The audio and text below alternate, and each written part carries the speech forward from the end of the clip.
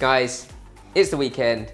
It is time for my fakeaway, for your takeaway. And this week we got a great suggestion from one of our Patreon supporters.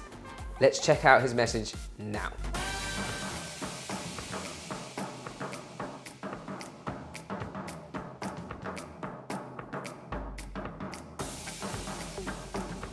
So we've got a great message from one of our supporters, Stefan Wormke, who lives in Munich, and he says, "Dear Jeremy, when I first moved to Munich for my PhD, I found a small Korean takeout. They had this one dish that I fell in love with. It is called Jeyuk Bokkeum, or Korean pork belly. After I moved away, it took me years to finally come up with a name. I'd love to see your take on this one for old time's sake. And finally, I'd like to thank you and the whole School of Wok team for your awesome work. I hope Patreon helps a little bit to get you guys through this difficult time and lockdowns. I only wish it was over soon so I can finally come to London for the first time and visit the school." We're very close, Stefan. Hopefully, well, we're opening up here in the next few weeks. Hopefully you guys will too, and we'll be able to travel to each other's countries very soon. This essentially is a Korean spicy pork, and we've actually ordered a takeaway to see how the real experts do it. Takeaway's here! Thanks, Chris. Wow, this is exciting. So we ordered this, which in the Korean restaurant called Yori, in the Yori Korean Food in Covent Garden. They've got a few little establishments just around the corner from us, and they call it Jeyuk Bokkeum. And what it is, as I said, is this great spicy pork. Ah, that's cute, isn't it? A choco pie. So I'll eat the choco pie later. Now I'm pretty sure I know what goes into all of this, but it's always good to taste it and see how I might change the recipe or mimic.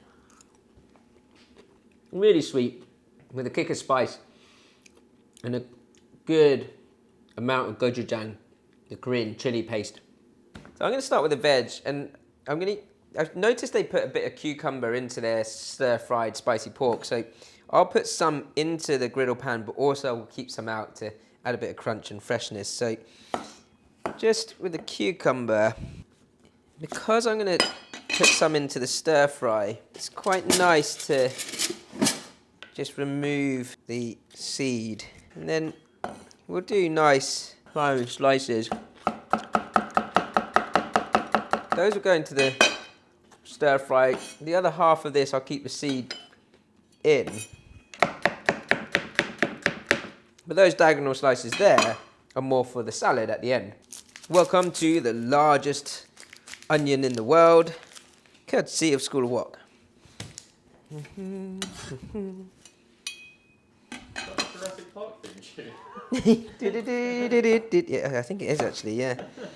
I watched Jurassic Park 3 times on my stag do.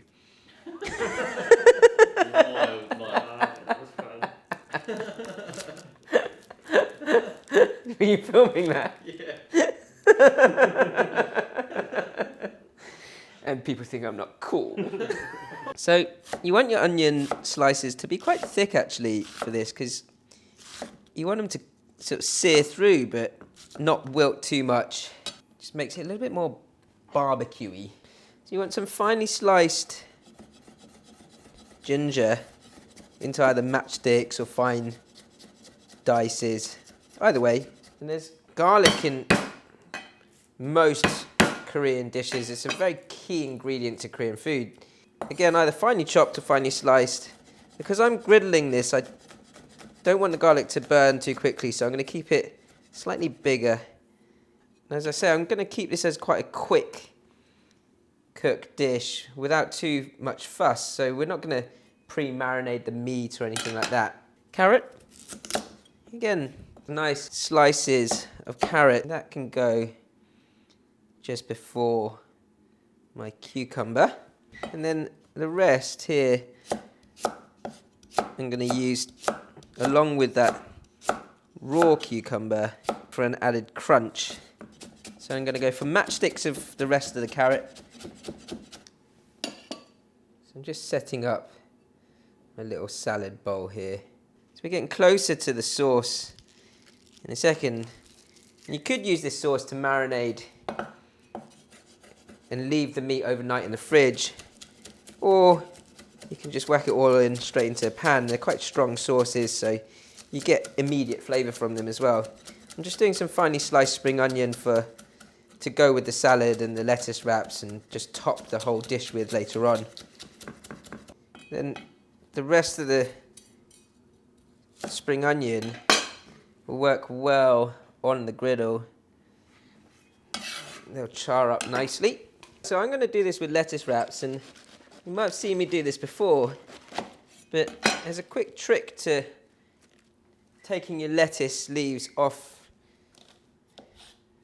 a whole iceberg nice and easily, and that is hot water and ice cold water. I'm going to pour this on and then immediately dunk that into the ice cold water. So straight over the top. You don't want to cook your lettuce too much. You just want to pour that out. Ah!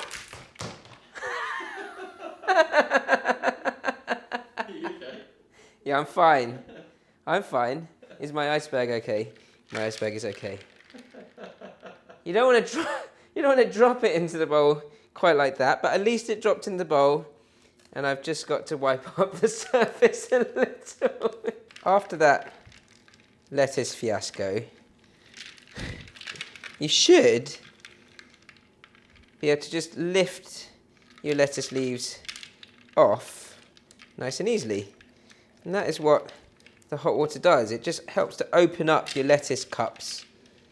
So we've got great cups of lettuce here. Pop those in the fridge, ready for later. Last couple of things, your pork belly and your sauce. So I'm cooking this from raw and not blanching this pork. So I'm just going to take the fat or the skin off the pork first. And once you've cut the skin off, we're going to go for thin slices of pork belly. And you can get sort of pre-sliced pork belly from Korean and Asian supermarkets, which is mega thin. But actually the piece that I bit into earlier from Yori still had a good bite to it, and I quite like that. So my pork is sliced. Time to make up my sauce. I've got about 3 tablespoons of gochujang. That was, as I said, the main flavour of Yori's wonderful takeaway that I just tasted. And then give it a little bit more of a kick, but actually the Korean chili powder, it's got a sweetness to it as well. So a couple of tablespoons of that. A tablespoon of sugar, light soya sauce, sesame seeds, and sesame oil.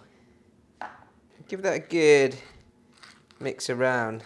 It's quite thick at the moment, so a little bit of chicken stock or water will help it. We'll put some chicken stock in this because I've got it, so that I can actually pour that over the top of the pork and it sort of punches into the meat from there.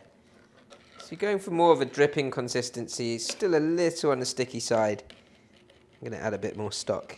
When that hits the griddle, it will take up all the caramelized flavour of the pork, the onions and everything I'm going to be cooking in the pan. Okay, ready to cook.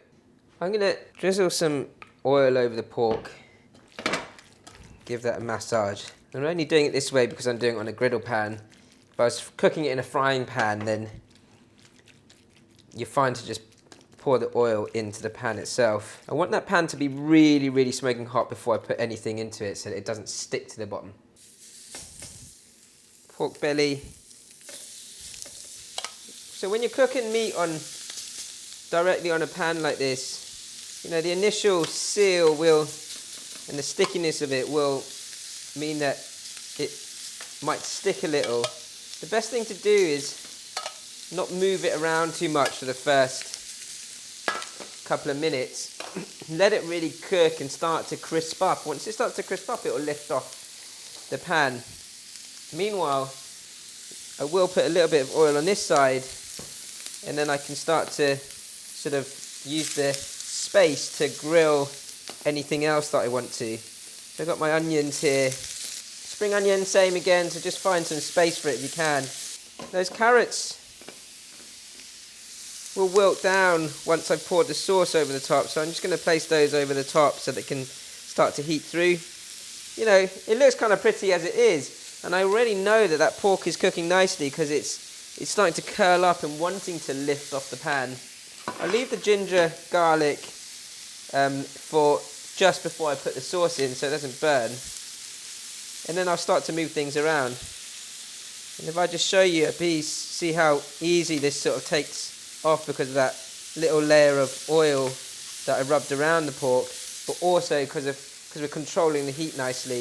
Notice I didn't put any salt in that sauce or marinade because all those sauces like the soy and the Korean gochujang, the Korean chili paste, quite salty themselves already. I'm going to get my ginger and garlic over the top of that seared pork.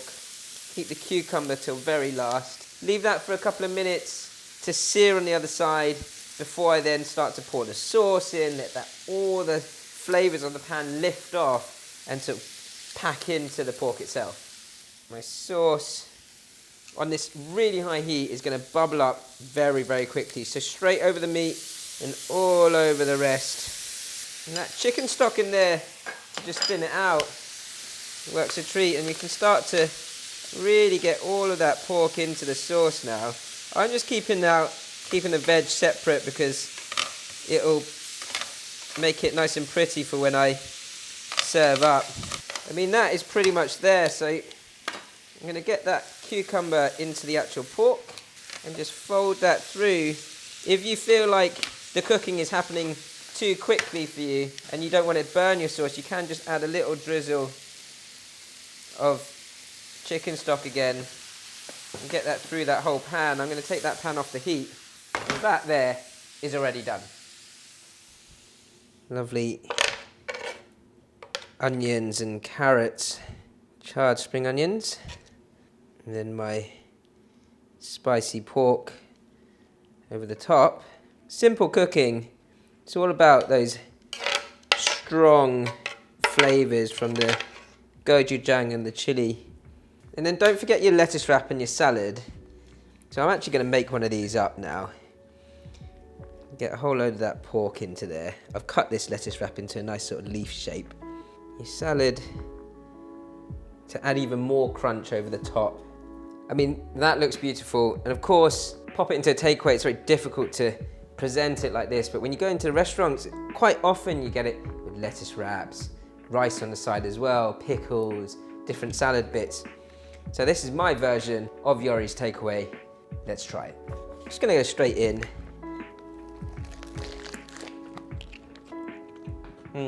As I said, it's hard to compare when you're cooking this sort of stuff fresh versus a takeaway, but that's not what the purpose of this video is for. I'd say that the recipe that I've cooked is maybe slightly less sweet than the one from Yori. Perhaps a little bit more sugar or maybe some honey into there if you wanted that sweet. I quite like it, this sort of savoury, sweet, spicy flavour. There's a bit more kick to this as well, and that's from the added chili powder, the Korean chili powder that I put in there. Both really delicious dishes. Thanks a lot, Stefan, for a great recommendation or great suggestion for this recipe. Thanks for joining our Patreon as well. Guys, if anyone hasn't joined our Patreon already, head over to Patreon, find School of Wok, and you can see all the great prizes and exclusive competitions and content that we've got on there. Thanks for following. We'll see you next time.